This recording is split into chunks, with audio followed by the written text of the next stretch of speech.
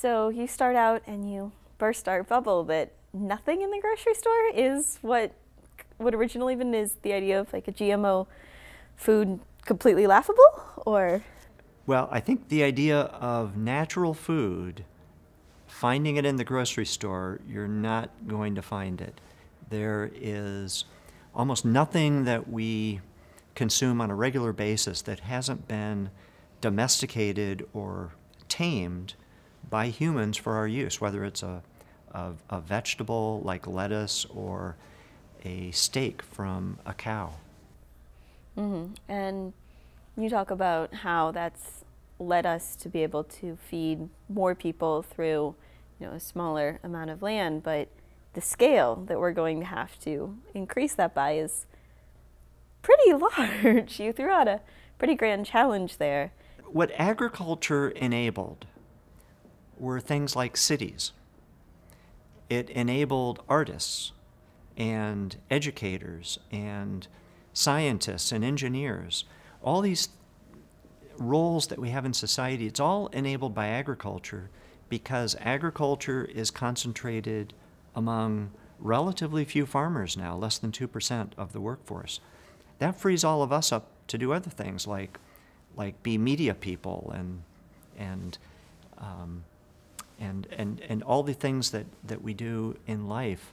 It's all enabled because we have been able to scale up production of our food in a concentrated area.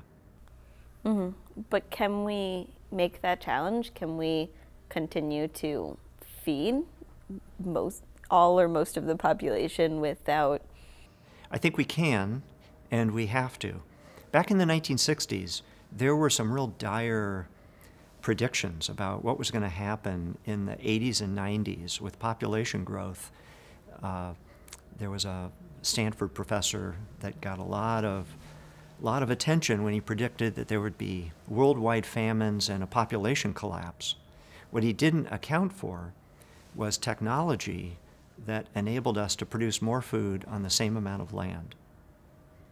Because over my lifetime, we still have the same amount of farmland as we did in 1960 today. We're farming the same amount, but we produce over twice as much. So you have to believe that we can keep innovating to make that more efficient and get more out of every drop of water and every acre of land. If we can't do that, the world's going to look like a very different place than what we hope it does. So you also bring up the environment and making sure that we're being as responsible with our environment as possible at the same time as we're scaling up our food. So how do we continue, or how do we ensure that what's at the grocery store is both human safe and environment safe? Well, some of our food is tested, not all of it, but we have a pretty good set of agencies like the FDA, the Food and Drug Administration, that keeps a pretty careful eye on our food. It's the best in the world at doing that. So I'm not too worried about the safety aspect. Where we have the biggest challenges, however, is how can we keep pace with population? How can we improve the nutrition of our food? How can we produce what needs to be produced, but with less water because water is relatively so scarce? How can we produce on the same amount of farmland more so we don't have to tear down more forests in South America or Asia? How can we do this and preserve our soil, which is what all of our life ultimately comes from, the soil? Those are the big challenges, and frequently I'll say food security is our biggest environmental issue, because to provide food for 7+ billion people now and close to 10 billion by 2050, it's going to put enormous strain on the environment. And the technical challenge is to reduce the impact on the environment, but allow us to eat the food that we need. Mm-hmm. And are those technical challenges where the Danforth Plant Science Center fits in? Are you going to be able to answer those questions? Pretty much everything we're working on at the Danforth Center is related to that problem in one way or another. We have a lot of scientists working on how to make more water use efficient crops. How do you get the same yield without having to put as much water on? If we can do that, we are preserving water where it belongs, in rivers, lakes, and underground. When we over-tap those sources, we run into problems. So we have a number of areas that we focus on, but they all wrap up under this umbrella of improving the human condition, and reconciling food security and the environment is a big, big part of what we do. And where are we in that challenge? Do we have a lot figured out? Do we still have most things to learn? There's, as I said in the talk, there is a lot of technology and a lot of science that we don't have in hand yet. Because we don't know how to double productivity or increase by 70% by the middle of the century. We don't know how to do that with the same amount of water we're using today.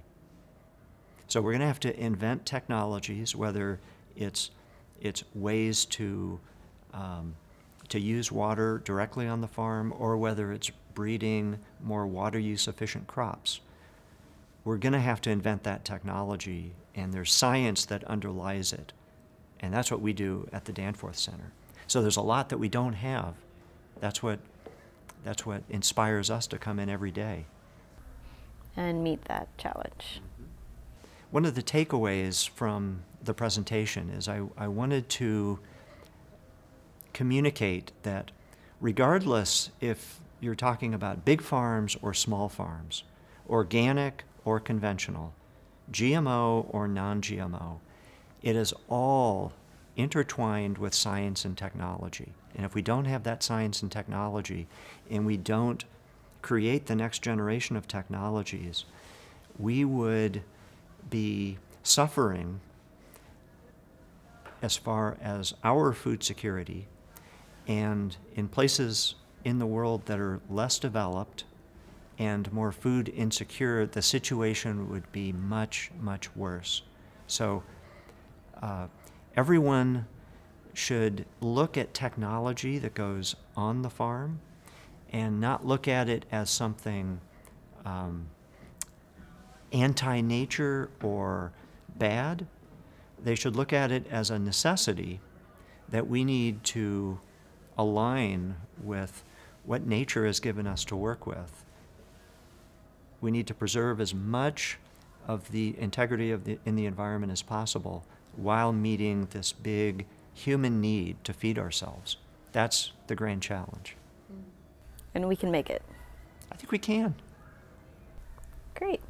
Thank you very much.